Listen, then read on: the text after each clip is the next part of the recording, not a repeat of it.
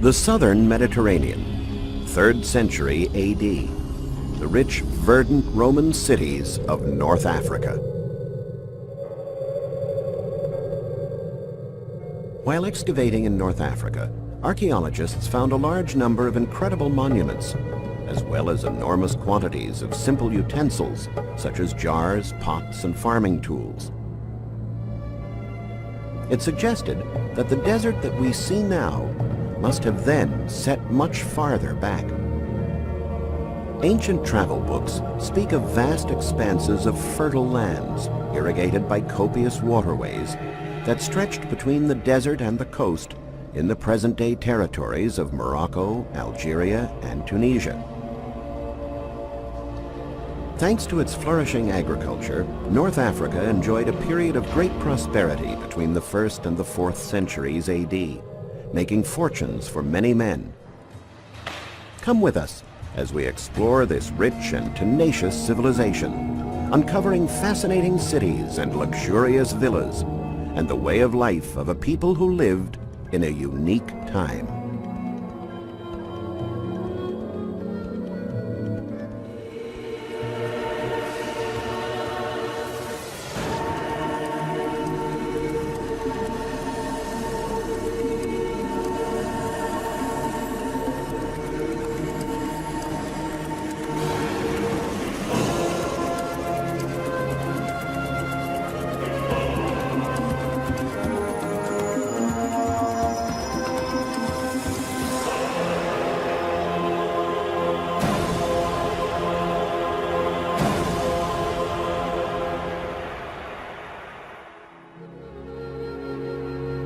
In Africa, the Roman Empire stretched from modern-day Morocco to Egypt.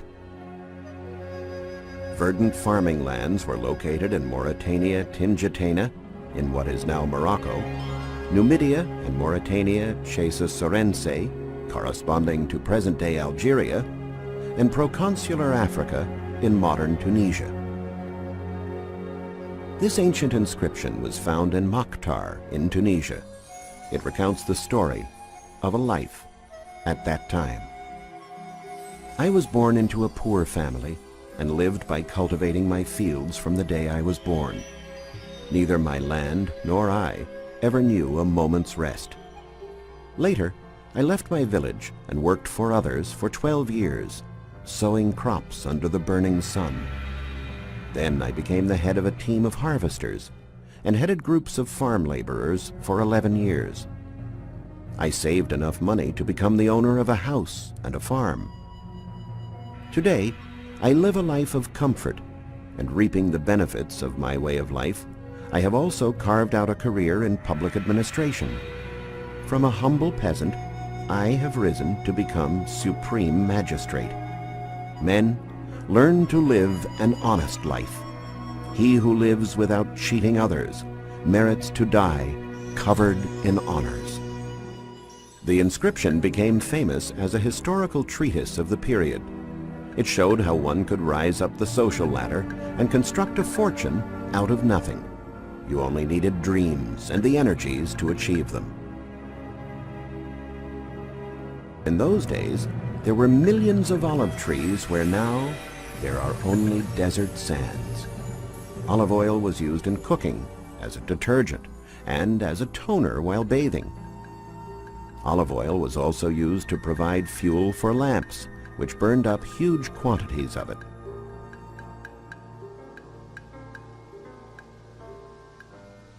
It was here in North Africa that Roman colonists produced most of the olive oil consumed in Rome, earning a great deal of money and managing to prosper despite high taxes and the encroaching desert.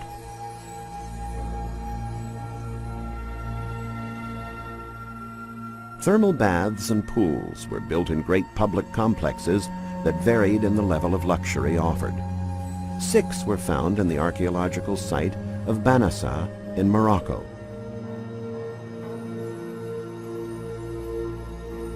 With further excavations, archaeologists found that the city also contained several oil presses, mills, and warehouses. Numerous villas were found in the countryside around Banassa, ancient versions of modern farmhouses. It was the perfect farming business of ancient times. The farms produced the olives, the oil presses turned them into oil, and the oil was then sent off to the Italian markets. The thermal baths satisfied the needs of landowners, but also of simple peasants and laborers who wanted to enjoy themselves in the city, relaxing, recovering from their hard work, and finding refuge from the great African heat. Like many laborers today, farm workers had to be migratory, to go where the work was. This could mean lands far away, where the economy was stronger. The workers would have traveled in a caravan covering great distances. One popular destination was proconsular Africa, modern-day Tunisia. One of the most important cities of the time was located here, Thesdrus, now called El Jem.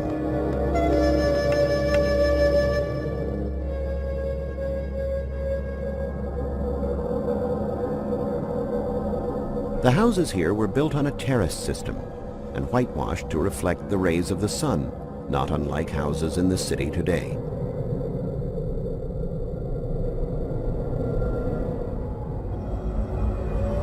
But the magnificence of the city's architecture was the amphitheater of Thesdrus, built in 230 AD.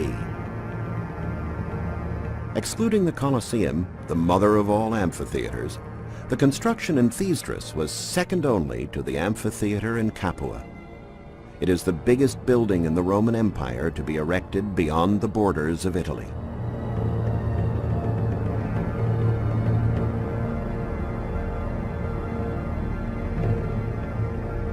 The main axis measured 485 feet. The slightly shorter axis was 400 feet, forming an almost circular ellipsis. The internal arena covered an area of 213 feet by 128 feet. The amphitheater could seat 40,000 people, and the most frequent entertainment was gladiator contests.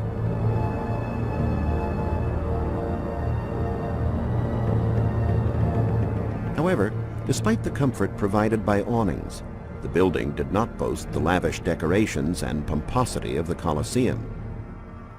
The arches, though they rose up to a height of over 131 feet, do not have the breadth of the Roman Colosseum. They are narrower and therefore less visually impressive. This is due to the fact that the rather brittle local African stone was not strong enough to bear the weight of wider arches. This is why the amphitheater in Thesdrus rose up over 3 orders of austere arches, which were adorned with composite Corinthian columns. From an architectural point of view, this model breaks with the Italian design by its essentiality. There are fewer cornices and columns, and the facades are solid. Indeed, the African style is simply not as rich. On the other hand, African public works could not draw on Roman tax revenues. The governor of Africa, Gordianus, built this colossus in the 3rd century AD in what amounted to a direct challenge to Rome. He was actually encouraging a revolt against the exorbitant taxes imposed by Rome. He was strategizing from a position of strength. In the later stages, the Roman Empire had become weak and unproductive, and was able to live in luxury only due to the taxes it collected from the provinces. On the other hand, the provinces forged ahead, being highly productive, their political and economic importance on the ascent. They began to provide emperors, such as the African Septimius Severus and his son Caracalla. Money can indeed bring power, and the olive plantations here pushed many to the top of Rome's social structure.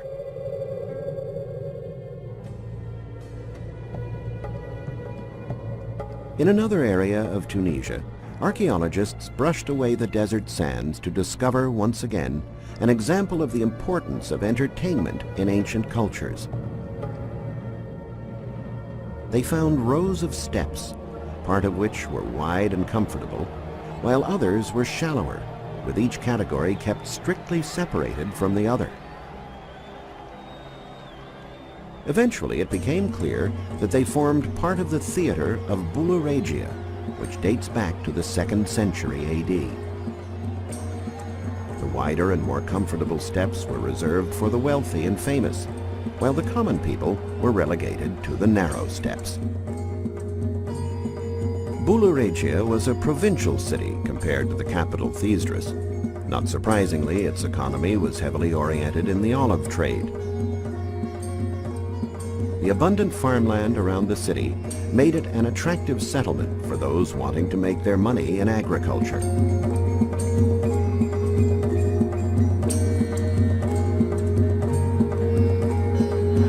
The theater was an ideal place for making important contacts. After the show, you could befriend some of the most influential people in the city by going down to the official reception rooms. One puzzling factor for archaeologists was, why did a city with such a large theater have such a relatively small urban center with modest buildings? And where were the houses of the rich and the nobility?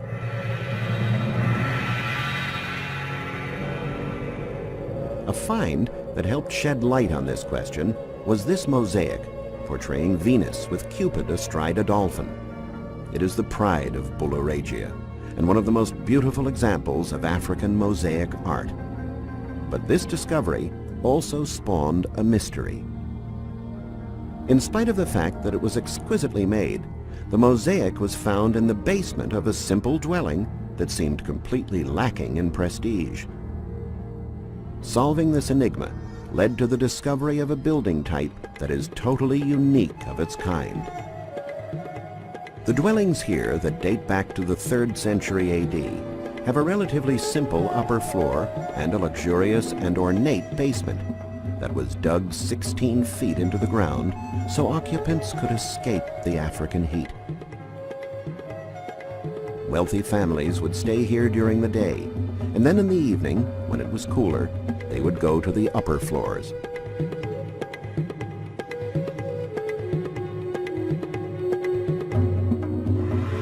This is an example of a typical residence dating from the Imperial Age, containing about 10 rooms and belonging, in all probability, to a senator who would have lived here with his family and numerous servants. The part of the house seen from the outside could be as large as 8,000 square feet, set around this peristyle, the largest colonnade in the house.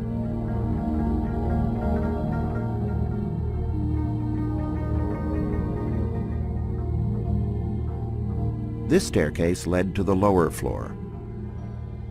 This is where the most luxurious and richly decorated part of the house was located, including sumptuous guest rooms. During excavation work, it was discovered that the cool temperature of the basement was not due solely to its depth. The Romans applied an absolutely innovative technique here that can be compared to modern thermal insulation. These cross vaults have an air chamber that separates them from the burning floors overhead. The centering was not made out of wood, as this would have been a scarce material here in Africa, but rather out of clay, more precisely by using interlocking earthenware pipes that were held in place between the grout and the floor.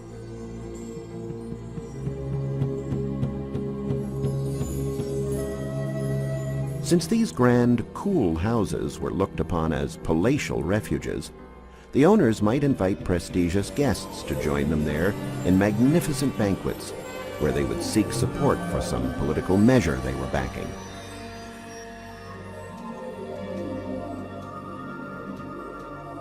Probably the most important room in the house was the triclinium, though you might think it was some kind of bordello, with its luxurious furnishings and exquisite mosaics and couches that looked invitingly sensual. It was actually the dining room. Guests would eat lying on one side around a lavishly set table. The feasts of the African aristocracy were something to behold. This is the account of Apuleius, a Numidian writer. In the triclinium, I found a large number of guests, the cream of the city's aristocracy. Sumptuously laid tables gleaming with cedar and ivory, couches covered with fabrics interwoven with gold, curly-headed youths offering vintage wines and chalices studded in precious stones. You could find everything here, even the impossible. Uncovering fascinating facts of ancient civilizations is one of the marvelous rewards of being an archaeologist. There's a lot that we've discovered, and a lot more still to come. Archaeology does not concern itself only with monumental works such as temples, amphitheaters, and tombs. Ben Franklin coined the phrase, "Man is a tool-making animal." Archaeologists must go beyond the major constructions and analyze commonly used materials in order to give us the wealth of knowledge that we have today. Here is an oil press, a perfectly preserved millstone for oil that was unearthed in Volubilis, capital of ancient Mauritania, near present-day Morocco. Thanks to similar finds, museums such as the Museum of Roman Civilization in Rome have been able to construct faithful reproductions of ancient tools and recreate long-lost trades. Along with writings from the era, archaeologists have been able to ascertain the importance of olive oil trade and marketing, and from there to see how oil brought money, and money brought power.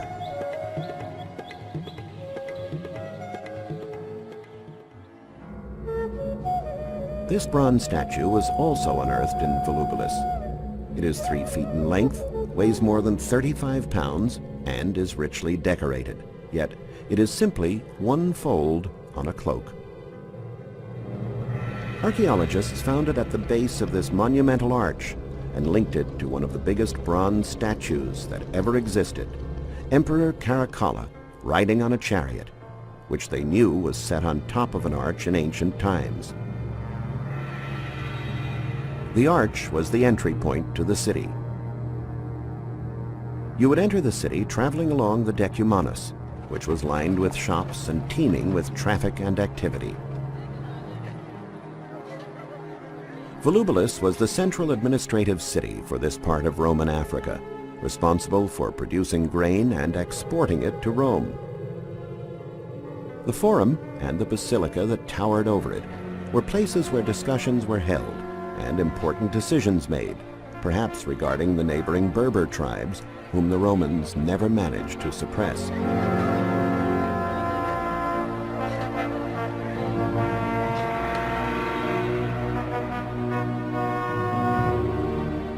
In the Forum was a beautiful temple that had been built to imitate the Capitol in Rome.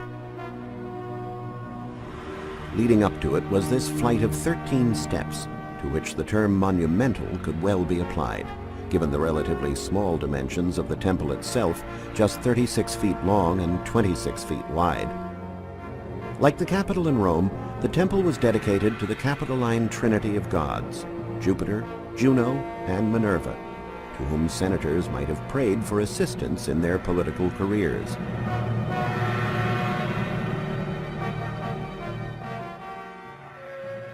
Initially, it was the center of the city of Volubilis, with its well-preserved public buildings, that attracted the attention of archaeologists.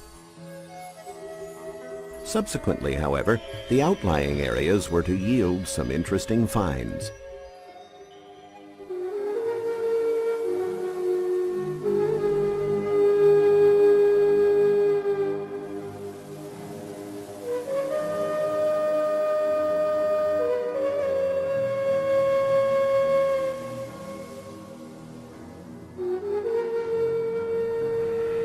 All of the houses in Volubilis date from the 2nd and 3rd centuries A.D. The house of the Ephebus, which takes its name from the discovery here of this wonderful bronze statue of a young man, was owned by a wealthy olive grower. Here he would hold lavish parties and banquets, perhaps to promote his public image.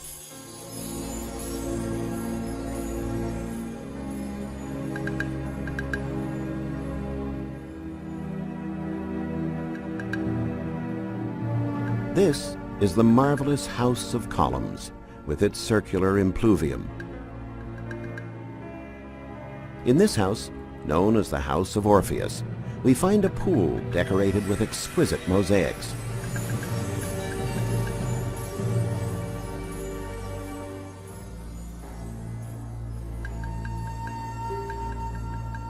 The luxurious House of the Horseman, like most of the local residences, was filled with bronze statues, which are now kept in the museum in Rabat, the capital of Morocco.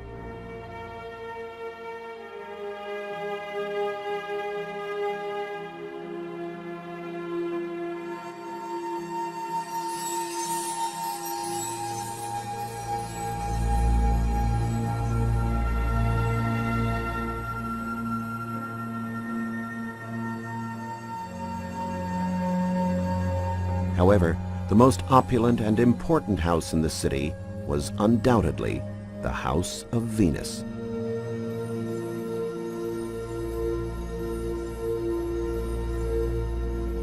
It contains some of the most beautiful mosaics found in all of northern Africa.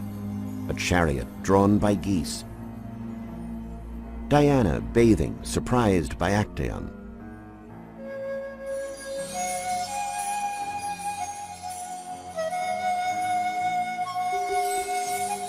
And Bacchus and the Four Seasons.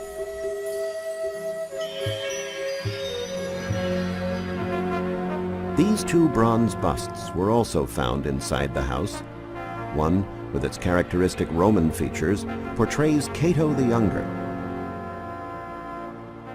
while the other, of unmistakable African origin, is the cultured Numidian king, Juba II.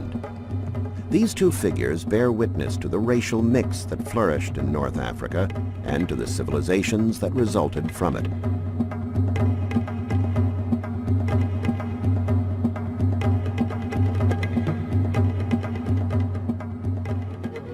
Perhaps more than any other city, Volubilis serves as one of the finest examples of Rome's integration of African lands. The city prospered under its conquerors. It took the best Rome had to offer and made it its own. In this case, you might say, to the loser went the spoils.